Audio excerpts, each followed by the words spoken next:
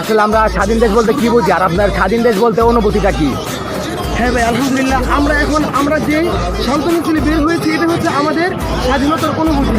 যে অনুভূতি আমরা কখনো আমাদের ভাষাতে ব্যক্ত করতে পারবো না, যেটা আমাদের ব্যক্ত করতে না আমাদের মাথা থেকে পা পর্যন্ত সর্বোচ্চ উজাড় করে সেটা ব্যক্ত করা সম্ভব না। কারণ আমরা 18 বছর যাবৎ একটি স্বৈরাচার সরকারের জুলুমে নির্যাতনের শিকার ছিলাম। এই কিছুক্ষণ পূর্বে আমরা সেই স্বৈরাচার সরকারের জুলুম থেকে মুক্ত হয়েছি। সকলে বলি আলহামদুলিল্লাহ। আলহামদুলিল্লাহ।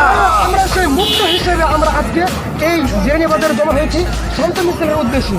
অর্থাৎ আমরা দীর্ঘ 18 বছর পর আমরা একটি স্বাধীন সার্বভৌমত্ব রাষ্ট্রের ভিতরে আমরা প্রতিটা স্বাধীন নাগরিক স্বাধীনভাবে বাঁচতে শুরু করেছি। এটাই হচ্ছে আমাদের সবচেয়ে বড় পাওয়া। তো ভাই, আমাদের এই মুহূর্তে করণীয় হলো আমরা এই মুহূর্তে আমাদের স্বাধীন দেশের জন্য স্বাধীন ন্যায় নিষ্ঠাবান একজন সঠিক রাষ্ট্রশাসক চাই, যিনি আমাদেরকে